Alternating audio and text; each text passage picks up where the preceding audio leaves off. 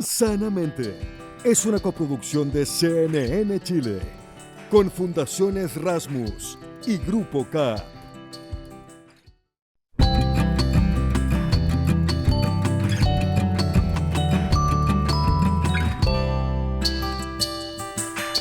¿Cómo están? Bienvenidos y bienvenidas otra vez a un capítulo fantástico de Sanamente. Vamos a aprovechar de tener un especial y conversar en profundidad sobre algunas de las mejores entrevistas que hemos tenido durante esta temporada. Vamos a comenzar con la conversación que tuvimos con la doctora española María Dolores de la Puerta sobre el vínculo entre lo que comemos y nuestro bienestar.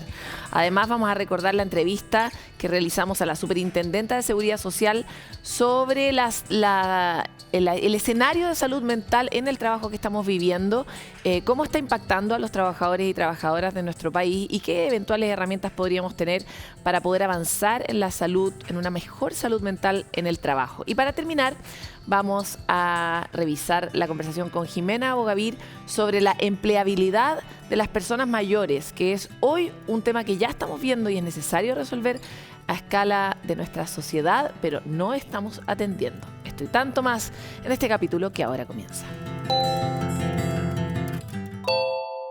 Nosotros durante mucho tiempo crecimos en un mundo que entendía todo compartimentado. Entendíamos, por ejemplo, que por un lado estaba nuestro cerebro, en otro lugar muy distante estaba nuestro estómago. Lo que nos pasaba en la rodilla en ningún caso estaba relacionado con lo que nos pasaba en el hombro. Y la verdad es que a medida que pasa el tiempo, más y más sabemos que somos un sistema que está interconectado y las relaciones han llegado tan lejos que hoy sabemos que incluso lo que ocurre en nuestro estómago y particularmente la riqueza o pobreza de nuestro ecosistema intestinal tiene un impacto directo en nuestro bienestar y en nuestra salud mental. No es solo que nos sintamos más o menos pesados, que tengamos más o menos dolores de estómago, por ejemplo, sino que también impacta en cómo nos sentimos, cómo percibimos el mundo e incluso en nuestro ánimo. Hoy queremos adentrarnos en este mundo con una experta a nivel global. Ella es María Dolores de la Puerta, experta en microbiota y autora de un libro que a estas alturas es un bestseller en el mundo que se llama Un intestino feliz. Muchas gracias, María Dolores, por estar con nosotros. Muchas gracias por invitarme a este espacio en Chile. Es un honor para mí estar con vosotros. Para nosotros también, porque pocas veces uno logra entrar en este triángulo de las Bermudas que conecta cosas aparentemente distantes, como el bienestar emocional, y en este caso una cuestión muy biológica y concreta, como es qué tipo de microorganismos habitan dentro de nosotros. Y cuando llegamos ahí podemos asombrarnos una vez más de la naturaleza humana. Y por eso quería partir preguntándote, para personas que tal vez nunca han escuchado de esto, ¿por qué hay una relación entre nuestro estómago y finalmente nuestra sensación de bienestar en el cerebro? Fíjate que la microbiota es salud a nivel global de todo el cuerpo. La microbiota la tenemos viviendo en el intestino, en la tripa, pero su actividad es local, por supuesto, nos da salud digestiva, pero su actividad impacta sobre el sistema inmunitario, habla de nuestras defensas, sobre el metabolismo, sobre nuestras hormonas, sobre nuestra piel y también sobre nuestro sistema nervioso central, nuestro cerebro. La microbiota se conecta directamente con el cerebro, habla en tiempo real con el cerebro. ¿Por qué? Porque tenemos todo un sistema nervioso con las mismas células que tiene nuestro cerebro, que se llaman neuronas. Tenemos neuronas también en el intestino y esas neuronas están en contacto directo y en diálogo directo con la microbiota, con lo cual, dependiendo de qué tipo de microbiota tengamos y cómo se esté comportando, ese diálogo con las neuronas se establece a nivel local y bidireccional, en contacto directo y en tiempo real con nuestro cerebro, con nuestro sistema nervioso central. Esta pregunta podría parecerte un poco básica tal vez, pero una pregunta como lógica es ¿para qué hablan las neuronas del estómago con las del cerebro? Esa comunicación es importantísima, no solo para nuestra salud mental, digamos, no solo para nuestros pensamientos, sentimientos, emociones, que esa parte es muy importante, pero esa comunicación que se establece de muchas formas, pero esa comunicación que está regulada una parte, la conexión directa, porque hay una comunicación directa y una comunicación indirecta a través de sustancias, metabolitos, pero la comunicación directa que se establece a través del nervio vago, que comunica, es el nervio más largo que tenemos en el cuerpo, que comunica directamente cerebro e intestino. Ese nervio vago es sobre todo sensitivo, tiene una parte motora y una parte sensitiva, con lo cual, además de sentimientos, nos da umbral de dolor, nos señaliza los movimientos intestinales, nos permite la producción de enzimas, nos permite la absorción de nutrientes. O sea, hay un montón de cosas físicas motoras que ocurren en nuestra tripa, dependientes de señales neurológicas que les están diciendo muévete, absorbe, produce, quédate quieto, o sea, todo lo que ocurre de forma automática en nuestro intestino, que están regulando nuestro sistema nervioso, además de nuestros afectos. Claro, afectos, sentimientos, pensamientos, eso también. O sea, si hay algo poco vago es el nervio vago, vaya que trabaja, ¿no? Finalmente. Me encantaría entrar en particular en de qué manera hoy día se habla mucho y uno lee a través de redes sociales, las personas lo dicen en las noticias, explicando muchas cosas, la relevancia de estar atento de cuál es nuestro proceso inflamatorio interno. Los humanos durante los últimos 100 años hemos vivido bastante inconscientes respecto de qué ocurre de la piel hacia adentro, ¿no? Pero hoy tenemos una capacidad de mirar cuán inflamados estamos en distintos ámbitos, ¿no? Entonces quisiera saber cuál es la relación entre lo que nos echamos adentro, la comida, y la inflamación intestinal, y luego la inflamación intestinal y su efecto en el cerebro. La inflamación, hay que tener claro, cuando siempre hablo de inflamación, siempre explico, inflamación no es hinchazón, ¿vale? Que hay mucha gente que viene a la consulta y dice, tengo la tripa inflamada. Tengo la tripa inflamada no es tengo la tripa hinchada, son dos cosas diferentes, ¿vale? La hinchazón es dependiente de gases, de digestión, de metabolismo, pero la inflamación es un problema más global, es un problema más importante, es un problema microscópico a nivel del tejido del intestino. Y es la microbiota la que determina la modulación de esa inflamación. Y es esa inflamación la que determina que se produzcan enfermedades, desórdenes, disfunciones. La inflamación es el caballo de batalla detrás de la mayoría de las patologías intestinales y fuera del intestino. Y a nivel intestinal, ¿qué modula muchísimo la inflamación? ¿Qué comemos? Nuestra microbiota come lo mismo que comemos nosotros, se alimenta de lo que nosotros comemos. Entonces, depende de cuál sea nuestro tipo de alimentación, así vamos a tener nuestra microbiota. Y esa inflamación, si tenemos una dieta saludable, rica en fibra, fruta, verdura, completa, variada, perfecto, tendremos una microbiota igual de rica, completa y variada. Si hacemos dietas restrictivas mal balanceadas o ricas en azúcares refinados, en grasas saturadas, esas grasas trans que son proinflamatorias, alimentos precocinados, aditivos, conservantes, colorantes, ¿qué estamos dándole a nuestra alimentación, a nuestra microbiota? Una alimentación muy proinflamatoria. Y una vez que se establece esa inflamación, esa lectura y comunicación con el sistema nervioso también puede generar neuroinflamación de alguna forma. Entonces eso puede comprometer nuestro sueño, puede comprometer nuestro estado anímico, puede comprometer la labilidad emocional, gente que está con una depresión, con cuadros de ansiedad, mal manejo de estrés. Todo eso puede ser un fondo de proinflamación asociado a un desorden de microbiota. Ahora, estamos en esta época donde se han vuelto muy famosas algunas dietas, como por ejemplo la dieta keto, que busca que nosotros dejemos fuera muchas cosas, entre ellas, por ejemplo, las frutas, pero también los carbohidratos, para concentrarnos principalmente en una alta ingesta de proteínas provenientes principalmente de la proteína animal. Entonces, me encantaría saber cómo tú te relacionas con la cantidad de gente que está haciendo ese tipo de dieta y qué precauciones debiera tener uno o qué impactos podría haber uno desde el punto de vista, por ejemplo, de pérdida de riqueza intestinal y que eso se traduzca eventualmente en una inflamación que nos afecte emocionalmente también. Claro, lo que voy a decir ahora no es bienvenido y lo digo una y otra vez. La dieta keto es una dieta antiinflamatoria con una diana terapéutica muy concreta y tiene bibliografía que funciona muy bien en determinados cuadros clínicos. Yo personalmente, mi mundo de trabajo a nivel clínico, que es toda la patología de todo tipo, hago siempre la broma, menos accidente de tráfico y quemados, veo de todo. Y yo solo veo a mis pacientes desde la microbiota, ¿vale?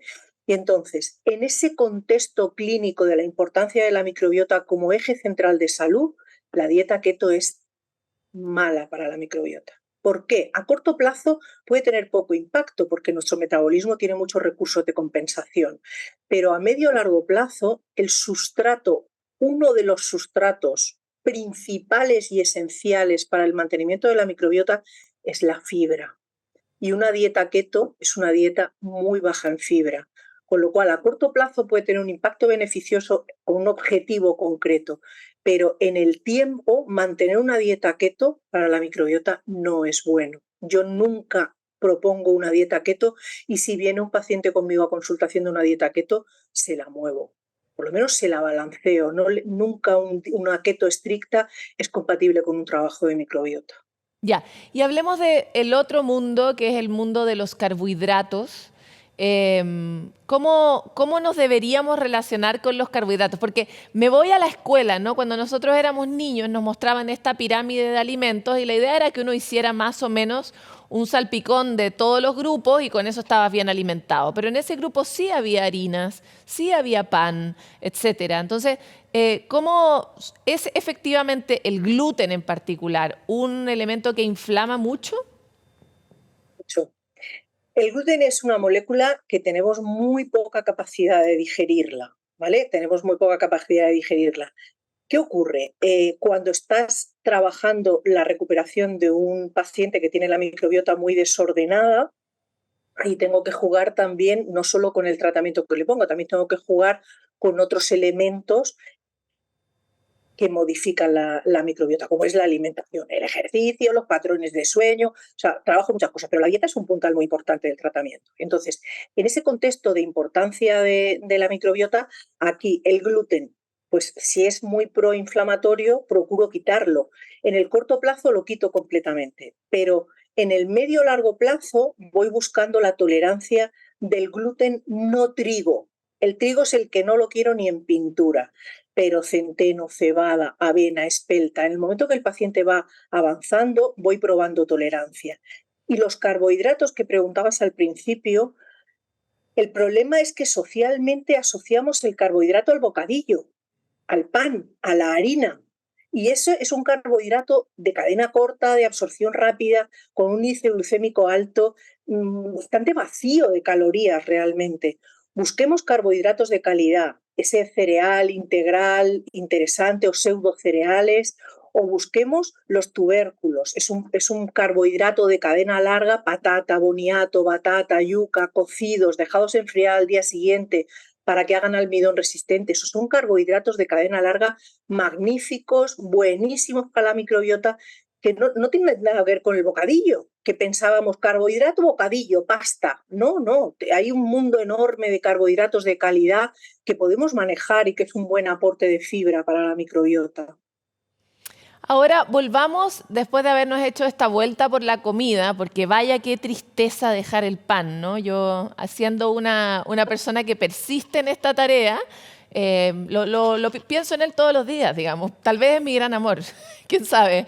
Entonces, ¿cuál sería la buena noticia justamente para el bienestar y la felicidad de hacer el esfuerzo de dejar el carbohidrato para nuestro intestino? ¿Por qué nuestro intestino comunica o envía mejores señales y nos permite tener un cerebro más feliz si es que hacemos estos esfuerzos específicos?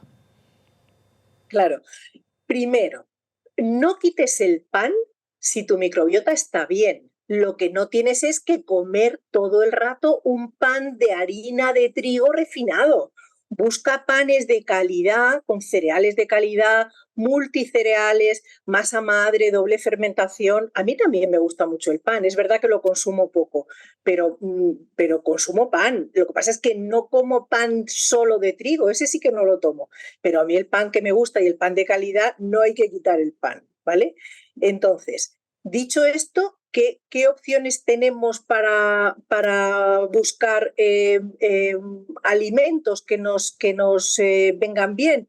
Tenemos que hacer una dieta completa, rotacional. Tenemos que mover mucho la alimentación porque dependiendo, hemos dicho, de la dieta, cómo tenemos la microbiota y dependiendo de la microbiota, qué sustancias esté produciendo a nivel cerebral, esa comunicación se va a establecer de una forma u otra.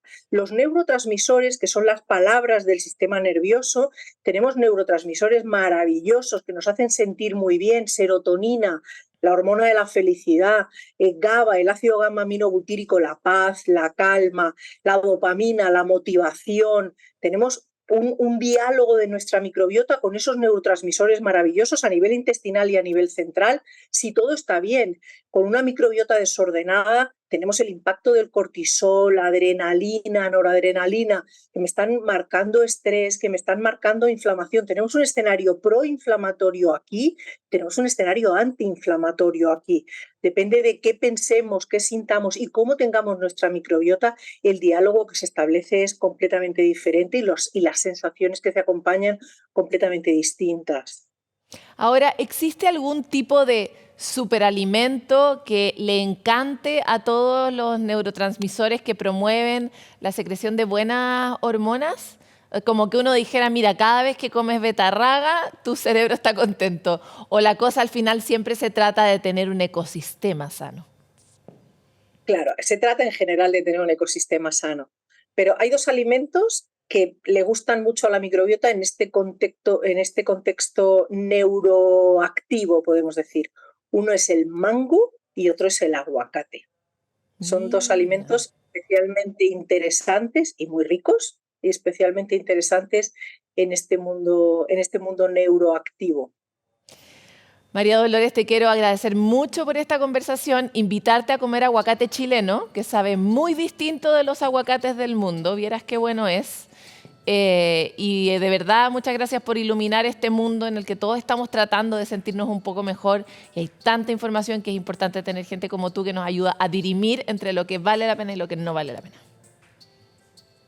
Muchísimas gracias a vosotros por invitarme y tener este ratito de conversación.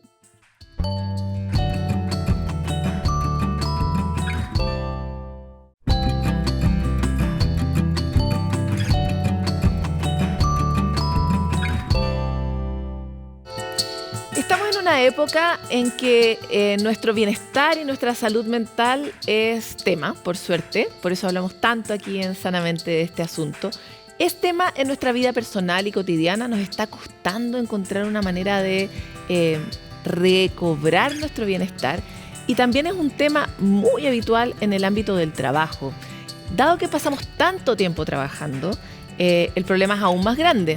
Es por eso que hoy las empresas, muchas instituciones están cada vez más atentas de la urgencia de tomar iniciativas que permitan generar mayor bienestar en los ecosistemas laborales, entregar mejores herramientas a las jefaturas para que no se conviertan ellos en el principal problema de salud mental de algunos de los trabajadores y también visibilizar, validar la posibilidad de que las personas puedan estar mal o sentirse mal en el entorno laboral desde un aspecto más bien emocional.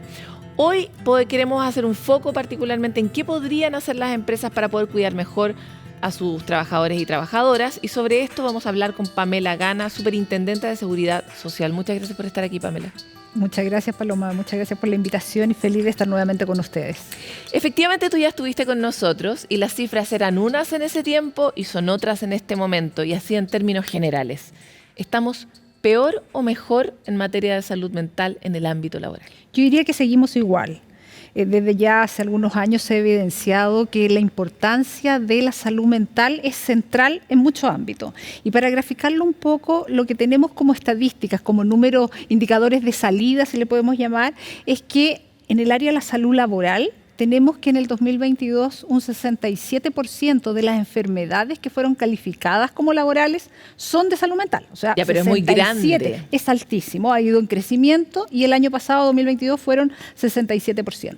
En el área de la salud común, entiéndase todo lo que es cubierto por ISAPRE, FONASA, etcétera, en ese ambiente tenemos que del total de licencias médicas, que son al año 2022 como 9,5 millones más o menos, tenemos que un 30% son de salud mental. O sea, también tenemos en ambos sistemas de salud, tenemos identificado este problema. Ya, pero en el sistema laboral son 2/3. O sea, me refiero, el tamaño del problema es bien grande. Bien grande. Y aquí también hay que rescatar lo que dice la OMS. La OMS ha señalado en un informe de junio del año pasado, el 2022, que 1 de cada 8 personas en el mundo tiene una afección mental. O sea, no estamos solo en esto. O sea, es un tema mundial que hay que abordarlo.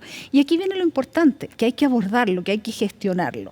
De igual forma, la OMS dice la salud mental depende de varios factores, de varios entornos donde nos movemos nosotros. Nos relacionamos con nuestra comunidad, con nuestra familia, en los colegios y en el trabajo. Y el trabajo es algo, por cierto, pasamos al menos 8 horas, cuando entre en vigencia 40 horas laborales serán menos, pero hoy día pasamos por lo menos 8 horas trabajando. Por lo tanto, nos relacionamos mucho con el trabajo y hay factores psicosociales laborales que se llama, que son las condiciones organizacionales del trabajo que influyen en nuestra salud mental. Por lo tanto, eso hay que abordarlo, hay que gestionarlo.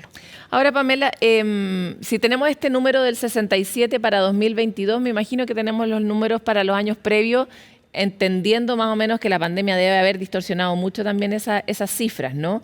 Tú dices que estamos más o menos igual, porque estamos pensando en que en 2019 estamos en qué cifra. Ha ido creciendo. Ya. Este 67% es el más alto que habíamos visto. Ya. Habíamos visto crecimientos desde un 50%, 55%, etcétera, hasta llegar a este 67%. Por cierto que todavía se ve influenciado por los efectos pandémicos. Por supuesto. Yo creo que 2023 va a ser un año más decidor en la cual veamos cómo se sigue comportando esta cifra. Pero sea 67 o sea 50, ya está. Igual 40, es un problema enorme. Es un problema de salud pública, es un problema de la gestión de las empresas y por eso también es importante resaltar cómo este ámbito del trabajo, que es uno de los entornos en que nos movemos y muy importante, cómo lo abordamos para gestionarlo. Y aquí es muy importante señalar ¿qué contamos para gestionarlo? Y aquí viene toda una línea que lo conversamos hace más de un año atrás cuando estuvimos acá, que cómo los empleadores tienen obligaciones. De acuerdo a nuestra legislación, el Código del Trabajo y otro tipo de legislación, es el empleador el que tiene la obligación de establecer las condiciones sanas y seguras para los trabajadores y trabajadoras. Y eso tiene todo el sentido del mundo porque además el empleador es el que está en la situación de poder, ¿no? Es el que pone las reglas de ese ecosistema. Ahora, en términos muy concretos, ¿cuáles han sido para ustedes factores en los que un empleador realmente atornilla y tiene un resultado positivo en sus comunidades? Porque yo creo que las empresas se sienten bastante agobiadas con la enorme cantidad de exigencias que hoy día han aparecido en su mesa, ¿no? Y esta es otra más, ¿no? Por lo tanto, es súper importante que las acciones puedan ser efectivas. Sí, yo creo que es importante señalar que, como decía, hay obligaciones. Estas obligaciones no están solo los empleadores para enfrentarlos. Existen instrumentos que son de aplicación obligatoria, pero la invitación es más que hacer el checklist de la obligatoriedad de cumplir, es mirarlo desde un punto de vista estratégico. Nosotros hoy día, ya hace mucho tiempo, estamos pregonando esto, diciendo las empresas que no se hagan cargo de esto desde una visión estratégica, de la gestión estratégica, van a tener las consecuencias de alto ausentismo, baja productividad, bajo crecimiento, porque de eso estamos hablando. Hay estudios que demuestran esta relación entre el bienestar y la productividad. Por lo tanto, estamos hablando de eso, de una visión estratégica de la empresa. Entonces, en esa línea, ¿qué es lo que está disponible? Desde hace muchos años existe un cuestionario que está enmarcado dentro del protocolo de vigilancia de la salud mental del Ministerio de Salud, pero desde enero del 2023 tenemos un nuevo instrumento que se llama el cuestionario de evaluación de ambientes laborales en salud mental. Si no lo conocen, pongan ahí, googleen SEAL, SM o salud mental, suceso, y les va a aparecer inmediatamente el manual de aplicación. El manual de aplicación muestra muy claro qué es este instrumento. Es un cuestionario que está enmarcado dentro de una metodología. Y aquí es re importante señalar los pilares de esta metodología. Son principalmente dos. Primero, tiene una visión preventiva. O sea, no esperemos tener en nuestra empresa un 50% de los trabajadores que ha tenido una enfermedad de salud mental, sino que actuemos antes. Por lo tanto, una mirada preventiva. Apliquemos toda esta metodología. Esa es la visión preventiva, evitar, ¿no es cierto? Como decía la abuelita, es mejor prevenir que curar. Y el segundo pilar es la participación, el diálogo social al interior de la empresa. Esto no se hace solo desde el Departamento de Recursos Humanos, no, se hace con un involucramiento de la alta gerencia, por cierto, pero se hace con los trabajadores y trabajadoras. Por eso la metodología establece establecer un comité de aplicación que es de representación de trabajadores y empleadores y llevar a cabo el proceso. El proceso es primero explicarle a los trabajadores y trabajadoras para qué es esto, para que crean, para que confíen, para que respondan, hacer los procesos del cuestionario, después analizar los resultados. Todo esto se hace a través... Y hacer algo con el resultado. Exacto, hacia allá voy. Y analizar los resultados, todo esto se hace a través de una plataforma de la Superintendencia de Seguridad Social de la Suceso, pero se activa a través de los organismos administradores, de las mutualidades o el ISL, depende de donde esté adherido el empleador. Y se analizan los datos y ahí vienen discusiones de qué podemos hacer con estos resultados. Y ahí es bien importante señalar que este nuevo cuestionario fue perfeccionado versus el anterior y estamos muy contentos porque nosotros hacemos harta difusión con grupos de trabajadores, de empleadores, especialistas en recursos humanos y están bastante satisfechos de cómo fue cambiado, cómo es el enfoque nuevo. Y se incorporaron, son en total 12 dimensiones que miden. Dimensiones como, por ejemplo, carga de trabajo, vulnerabilidad en el trabajo, compañerismo, violencia y acoso, etcétera. Y por lo tanto, ¿qué es lo que se busca? Es que se identifique muy bien cuál de esas dimensiones son las que están en mayor riesgo, cuántos trabajadores, qué porcentaje de trabajadores están Los más reportan de una afectados. cierta manera. Pamela, de estas 12 dimensiones, ¿cuáles son las más críticas? Nosotros, de acuerdo a los estudios que hemos hecho, este cuestionario empezó en enero, pero lo hicimos, lo validamos, como se dice, en la población chilena y con esos resultados hicimos análisis estadísticos que hacen nuestros especialistas y encontramos principalmente que son 4 de estas dimensiones, no hay que subestimar el resto, por cierto, Las más que críticas. son las más críticas. Una es reconocimiento y claridad de rol. En el fondo que los trabajadores sepan que son valorados, que su trabajo es valorado, pero que también sepan cuál es su trabajo. Por muy absurdo que suene, muchas veces los trabajadores o trabajadoras no saben cuál es su función y lo mandan a otras funciones que pueden ser, los descolocan un Y poco. ese riesgo además va en aumento porque con la manera en la que se está desarrollando el mundo, están surgiendo cada vez más estos trabajadores como multipropósito. Exacto. Por lo tanto, eso probablemente va a aumentar como problema. Exacto, pero lo importante es que el trabajador, por último, si tiene varias funciones, sepa cuáles son esas varias funciones y que tal día a lo mejor hace esta otra y este día esta otra, etcétera, y que esté bien controlado aquello. Entonces, y el reconocimiento, como ya señalaba, también es importante. Uno siempre relaciona el reconocimiento como a remuneración, pero también hay otro tipo de reconocimientos permanentes, también reconocimiento de pares. Siempre uno sabe en el trabajo, hoy no, si esta persona es Lo como hizo bien.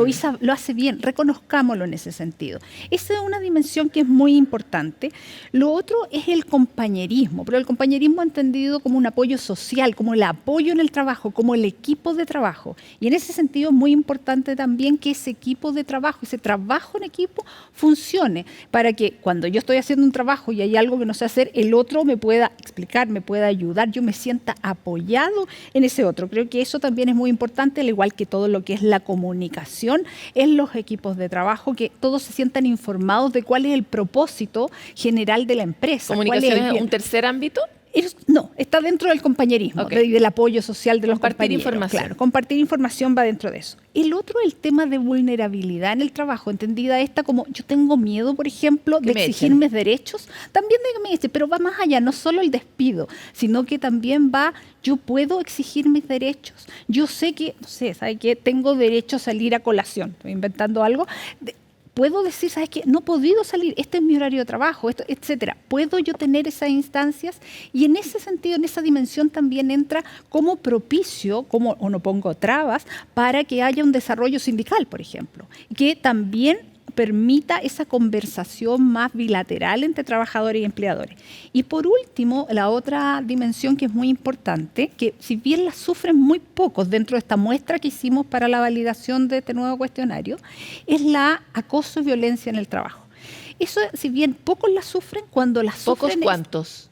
Lo que pasa proporcionalmente que es poco, era como un 2% dentro de la muestra. Pero cuando la sufren, el efecto en la salud mental es gravísima.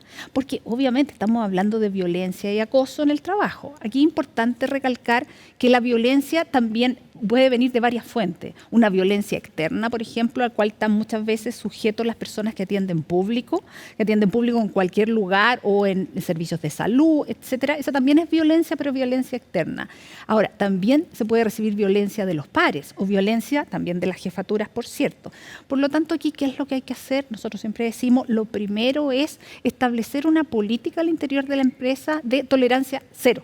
De cero, que se diga expresamente, aquí no hay ningún espacio para tolerar la violencia contra los trabajadores y trabajadoras. Y estos son los mecanismos, primero, de control. ¿Qué es lo que vamos a hacer? Vamos a conversar de los temas. ¿Qué es lo que vamos a hacer? Establecer mecanismos de denuncia cuando esa violencia ocurra, que los trabajadores y trabajadoras crean en esos mecanismos de denuncia, muy importante, porque una cosa es que esté escrito en el papel, pero otra es que tenga la credibilidad. Y que cuando ocurre sea abordada de una manera creíble, que se vea que hubo una investigación y sanción cuando corresponde. Yo diría que esas son principalmente las 4 dimensiones más importantes. Igual además el asunto de la violencia tiene un efecto como contagioso en el ecosistema, ¿no? O sea, si uno ve que a alguien, aunque no sea uno el objeto de violencia, si ves que a tu compañero lo están tratando de manera violenta, eso genera un entorno laboral que es muy precario, ¿no? Además genera un entorno laboral de permisividad. Por eso es tan importante el visualizar esto de cero tolerancia, desde la alta gerencia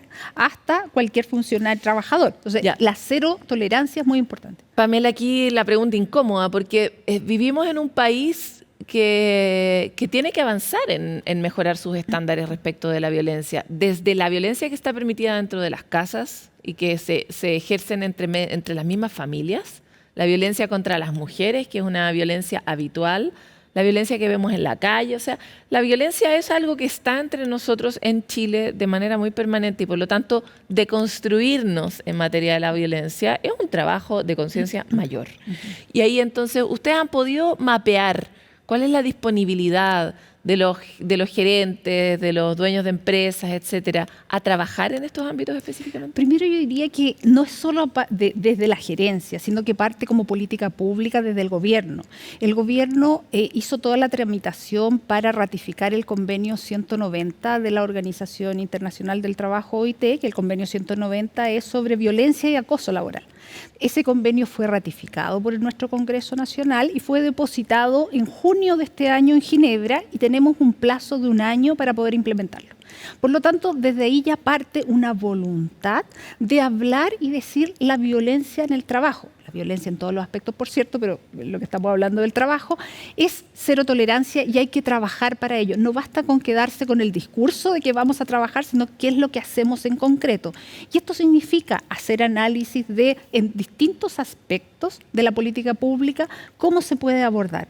En nuestro ámbito, que es la seguridad y salud en el trabajo, que lo tenemos muy visualizado y así lo hemos difundido por mucho tiempo, que la salud mental no es un tema del trabajador o la trabajadora, de un tema personal, sino que es un tema organizacional. Y desde ese punto de vista estamos impulsando que se siga abordando desde la evaluación con este tipo de cuestionarios, con intervenciones claras. Y ahí yo di algunos ejemplos en la conversación que hemos tenido, pero los invito a mirar nuestro manual, porque ahí aparece pregunta, área por área, dimensión por dimensión. Pero las empresas ¿cuáles pueden ser? ¿Están disponibles? Están disponibles en la medida que están entendiendo, y yo creo que cada vez lo entienden más, que esto no es algo del trabajador o la trabajadora, es algo organizacional, porque significa pérdidas para mí. Nosotros publicamos hace poco un estudio que hablaba, o unas estadísticas que hablaban respecto de los días perdidos por salud mental en el ámbito laboral, de la salud laboral. Y mostrábamos que en promedio, cualquier enfermedad laboral son 28 días de ausencia, que ya son hartas, pero en salud mental, un trabajador o trabajadora enfermo por salud mental significan 48 días de ausencia. Entonces, estamos hablando de cualquiera que se te enferma por algo laboral, son 28 que ya es alto.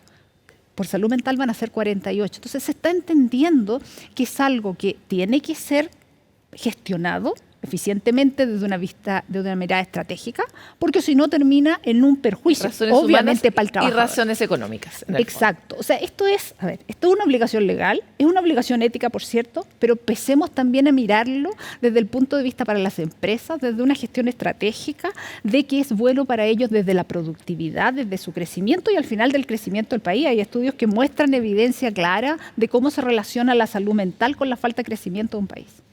Pamela, te quiero agradecer mucho por esta nueva visita a Sanamente. Esperamos tenerte ahí para ver si nos mejoran las cifras en el futuro. Perfecto, muchas gracias, Paloma.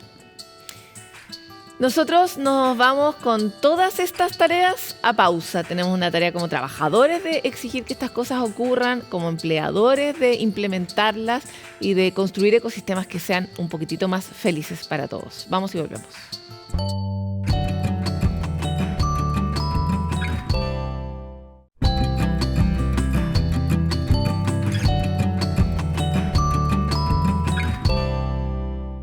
Sabemos que la pirámide poblacional está cambiando radicalmente, es un movimiento global y también ocurre aquí en Chile. Efectivamente, a medida que pasen los años y al llegar a 2050, ya no tendremos la tradicional base de población joven que se va afinando hasta llegar a una pirámide, sino que tendremos algo así como una campana invertida donde tendremos mucha población mayor y mucha menos población joven.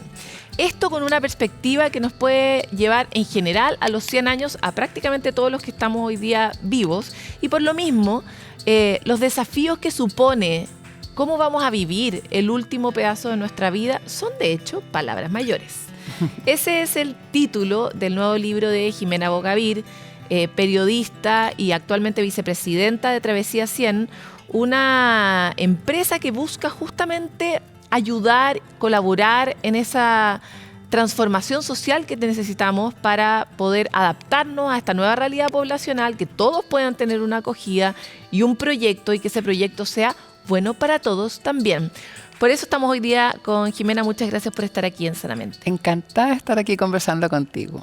Jimena, quería plantear, hoy día hemos tenido conversaciones previamente que tienen que ver justamente con cómo se llega al último tercio, podríamos decir, de nuestra vida, con un sentido de propósito, con ciertos lazos, con salud, cómo son personas distintas de acuerdo a las edades que llegan a ese momento. Sin embargo, hoy quisiera hacer un foco específico en el desafío enorme que supone para la sociedad generar transformaciones en el ámbito del trabajo. Y me llamó mucho la atención en una conversación que tuvimos antes, que tú me comentabas que habían datos que indicaban que muchas empresas no estaban contratando personas ni siquiera de 50 años y más, o sea, ni siquiera después de los 60, sino después de los 50. Entonces quisiera ver cómo ustedes están identificando ese problema, qué tamaño tiene ese problema y qué posibles soluciones podría haber. Bueno, me encanta que pongamos ese tema sobre el tapete, porque el envejecimiento de la población que tú acabas, el cambio demográfico que tú acabas de mencionar, trae un montón de desafíos a la familia, a la ciudad, a la medicina, pero uno del cual nadie se atreve a hablar mucho es del tema del trabajo. Y como Travesía 100 somos una organización formada mayoritaria, pero muy mayoritariamente por personas mayores de 60, de hecho el mayor segmento es entre 60 y 70, la percepción que tenemos nosotros del tema es totalmente distinta a lo que la sociedad tiene. ¿Qué percepción tiene la sociedad? La percepción de la sociedad es que lo único que uno quiere es que te manden a descansar, como si descansar en sí fuera un placer. Y resulta que ese momento en que te dicen ahora de un paso al costado, ese es como el dicho, ¿eh? Es hora de dejar pasar a las nuevas generaciones. Y tú dices, yo feliz dejo pasar al paso al costado, pero es que de ahí me caigo un abismo. El abismo del sinsentido, el abismo de quedar invisibilizado, que toda esa gente que antes quería hablar conmigo porque yo tenía un cargo de no sé qué, ya no me contesta en el teléfono. Es muy brutal. Y además, porque hoy día existe evidencia científica que cuando la persona deja de trabajar, lo más probable es que tienda a quedarse más en casa, por lo tanto no hace ejercicio. 2, deja de relacionarse y tu vida se empieza a achicar, por lo tanto ahí también se empobrece económicamente, para qué decir, ¿cierto?, la necesidad que tienes tú de complementar la pensión, y así en todos tus planos, dejas de aprender y te sientes que la micro está partiendo y tú te estás quedando afuera y no entendiendo hacia dónde va. Claro, y eso a los 60 o a los 65 años es brutal, porque por delante uno podría llegar a tener 40 o 35 años de vida fácilmente con la perspectiva de vida de hoy. Entonces, un poco, ¿cuál es la propuesta? Porque también es verdad, yo tengo 43 años y definitivamente no tengo la misma energía que a los 30. Estoy segura que a los 50 y a los 60 voy a tener una energía diferente. Y por lo tanto, ¿cómo o qué características tiene el trabajo de ese periodo de la vida de acuerdo a lo que ustedes han hablado con sus mismos stakeholders, digamos? Claro. Bueno, como te digo, la mayoría de las personas, 65%, dice querer trabajar. Y de eso, un tercio dice, completa la frase, dice, a mí me gustaría trabajar incluso si no tuviera necesidad económica de hacerlo. Ahora, después viene la salvedad de, pero no igual que antes. Porque el igual que antes significa volver a la revolución industrial, que salíamos a las 7 de la mañana oscuro de la casa y llegábamos a las 7 de la tarde, si es que oscuro, de vuelta al hogar, ¿cierto? Y te perdías la vida. Y yo creo que mi generación tiene un saborcito amargo de habernos perdido los hijos. Y por eso es que estamos tan chalados con los nietos. Porque ahí recuperamos un espacio de ese amor, de esa jugarreta inocente, de ese regaloneo rico, sin estar así como con el tema de la obsesión de hacer las tareas, lavarse los dientes, todas esas cosas que hay que hacer, pero en fin. Entonces, dicho eso, cuando tú le dices a la persona cómo te gustaría trabajar, hay primero un intransable que parece tan sensato, con una jornada flexible. Sobre todo hoy día, que ya el teletrabajo se instaló y a los mayores nos gustó esto de poder ajustar los horarios, no tener que salir y exponerse, porque el espacio público se puso adverso y como amenazante, ¿no? Pero además el espacio público es un poco adverso y amenazante. Hay teóricos y especialistas en ciudad que dicen que las ciudades no están hechas para personas, por ejemplo, de 80 años. Ni las veredas, ni las calles, ni el transporte público. En muchos sentidos, a veces no es suficientemente cómodo tampoco. Estoy de acuerdo que no está pensado para que una persona de 80 años salga, claro, y que va a necesitar más bancos cada cierto tiempo donde sentarse y que las veredas no te hagan tropezarte. Yo estoy de acuerdo con eso, pero me refería incluso con una sensación que se nos ha instalado a los chilenos, de riesgo. Yo creo magnificado, ¿no es cierto?, por los medios de comunicación, y lo digo también de aquí con respeto, de que todo el mundo externo es amenazante. Y esa persona que tú no conoces puede ser un potencial agresor y no un posible colaborador.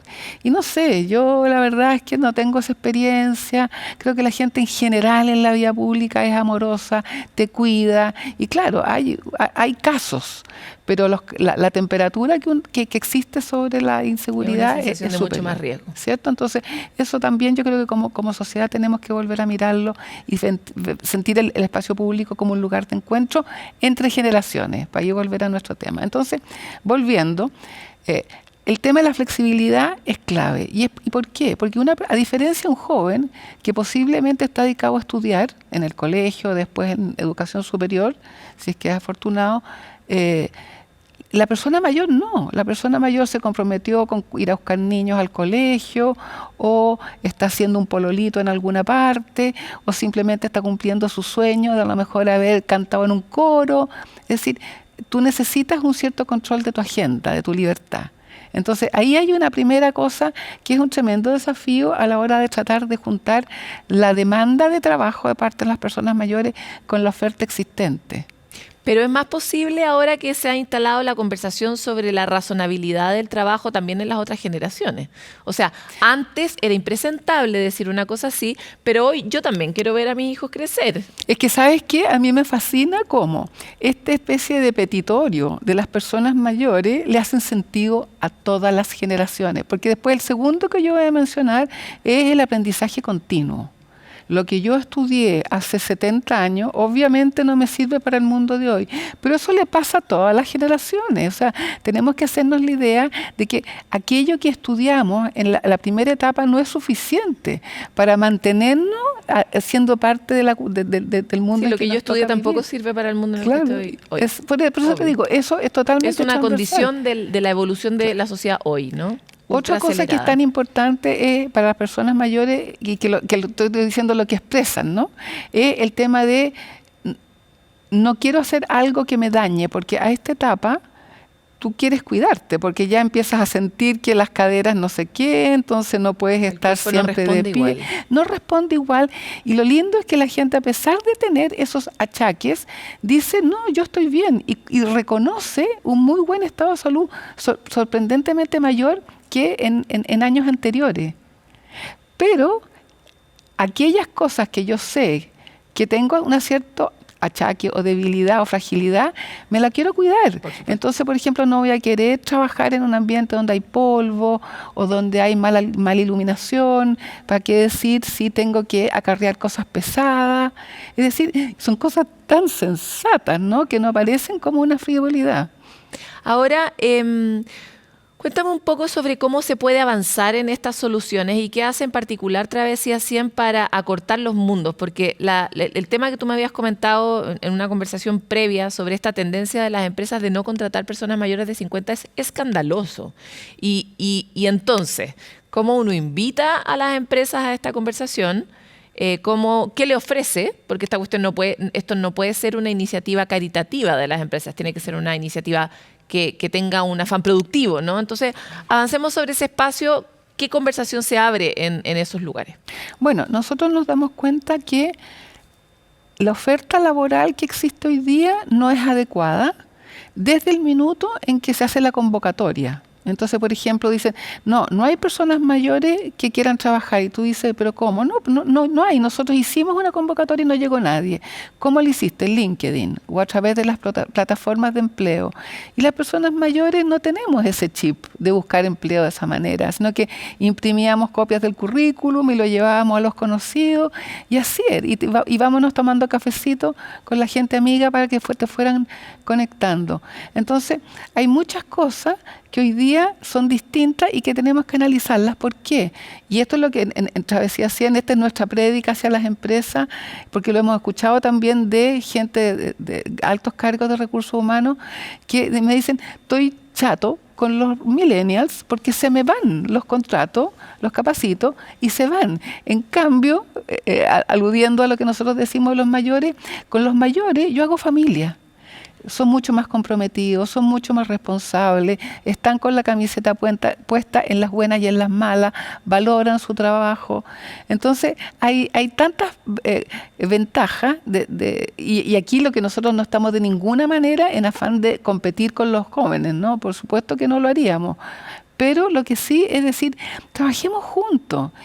O sea, el aprendizaje cruzado que puede existir en un ecosistema donde hay un mayor y un joven, y esa conversación de cafecito, la misma que estás planteando, es una riqueza para ambos, ¿no? Eso es lo que nosotros planteamos, y afortunadamente hay, no muchas, pero es creciente el número. O sea, se ve que lentamente se está haciendo tendencia de empresas que dicen, a ver, nosotros trabajamos mucho tiempo en la exclusión por género, la exclusión por opción sexual, y ahora queremos... Esta es otra diversidad que hay que integrar. Exactamente, entonces sensibilicemos, porque así igual que si tú incorporas a alguien que tiene una discapacidad mental, también el resto del grupo tiene que entender de qué se trata y qué hacer y cómo gestionarlo bien, ¿no? Para que sea una buena experiencia. Entonces, igual que eso, tú tienes que preparar al grupo con que tú vas a trabajar, para que entiendan que lo que está pasando con esa persona, ligerito les va a pasar a ellos. Ahora, hay algo que es muy interesante de lo que comentaba en el ejemplo de LinkedIn, y es la brecha digital. Sabemos que la brecha digital se amplía en contextos de desigualdad, o sea, la gente que tiene menos acceso en general a todo, a educación, a recursos, etcétera, tiene una brecha mucho mayor en términos de digitalización. Sabemos que el mundo digital es el mundo hoy día y va a tender a serlo cada vez más. Y esa brecha también en las poblaciones que van envejeciendo se agranda. Entonces, ¿cómo ven ustedes que se aborda el problema de la brecha digital? Educación continua, por supuesto, pero con una iniciativa súper concreta para la empresa. ¿O qué tipo de oferta uno podría generar para resolver ese gap, ¿no? Uno es que la neurociencia tiene comprobado que el cerebro mayor se deteriora solo si no lo usas. Pero si tú sigues con la actitud de seguir aprendiendo, y yo creo que todas estas personas que quieren seguir trabajando, evidentemente se tienen preocupan un cerebro de eso. plástico. Claro. Entonces, por lo tanto, su cerebro está condicionado para.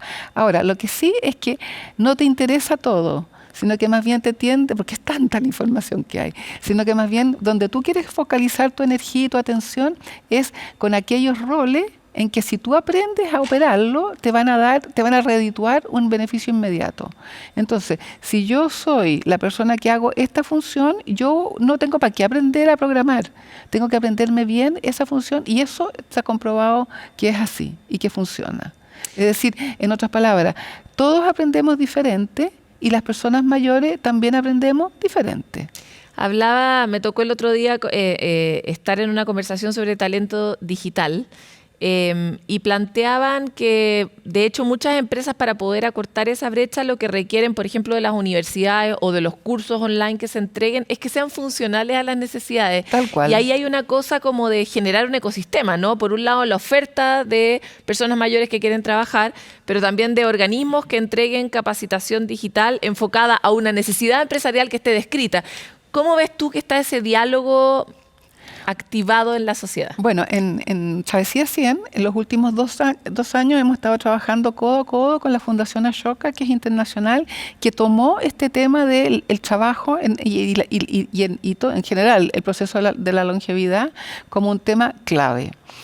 Y dentro de eso se vio que las personas mayores, como te decía, tienen una pasión por seguir viviendo plenamente, pero que no tenían la oportunidad, se cerraban las puertas para poder insertarse laboralmente, que es un requisito para tener una vida plena.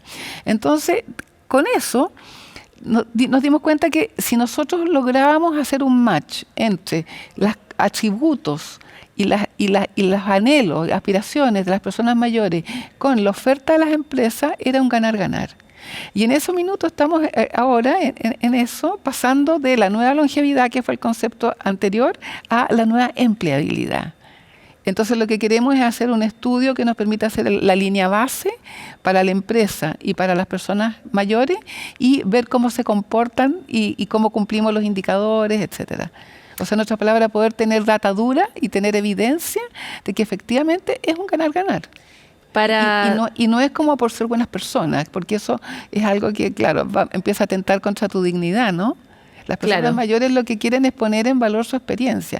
Y vaya que hoy en día la experiencia aparece como gran valor, porque hemos vivido tantas crisis, porque nos hemos puesto de pie tantas crisis. Entonces, eso, tener una persona dentro de la empresa que le infunde ese optimismo y esa como ese temple dentro del equipo de trabajo. Hay como una expertise en resiliencia que es muy relevante para las nuevas. Tú lo acabas de decir genial, expertise en resiliencia. Jimena, para cerrar, muchas personas mayores ven sanamente, son fieles. Eso, somos fieles. Les gusta mucho ver el programa y por lo mismo deben estarse preguntando, ok, yo soy uno de ellos. ¿Existe algún lugar donde se estén articulando de alguna forma para, no sé, buscar soluciones, buscar espacios de empleo, etcétera, donde se estén congregando para poder también hacer ese llamado? Bueno, desde Travesía 100, quienes estamos haciendo esta reflexión son las 3.500 personas que se nos han ido acercando a lo largo de 6 años de vida que tenemos, y que estamos reflexionando en conjunto, porque esto es un cambio generacional. Entonces, son muy pocos los estudios académicos, es muy poquita la evidencia, pero al entender cuáles son como las evidencias internas del público, vamos sacando, ¿verdad? Y de ahí las vamos compartiendo. Y la masa crítica también es muy relevante. Tal cual. Así que todos invitados a Travesía 100. Te quiero agradecer por esta invitación, o sea, por esta conversación, y esperamos tenerte en el futuro, y que además recomendamos el libro que acabas de publicar al respecto, así que para que lo puedan leer todos. Muchísimas gracias. Bueno, y antes de irnos, queremos como siempre dejarles una recomendación. Es el caso de Línea Libre, un número habilitado por la Fundación para la Confianza y el Instituto de la Juventud para niños, niñas y adolescentes. Quienes requieran algún tipo de orientación de salud mental pueden llamar al 1515 o también visitar de manera online a www.linealibre.cl. Ustedes saben que hay canales de ayuda, muchos los difundimos en cada capítulo de Sanamente, porque siempre hay alguien cerca de nosotros que lo necesita. Nos vemos pronto en otro capítulo.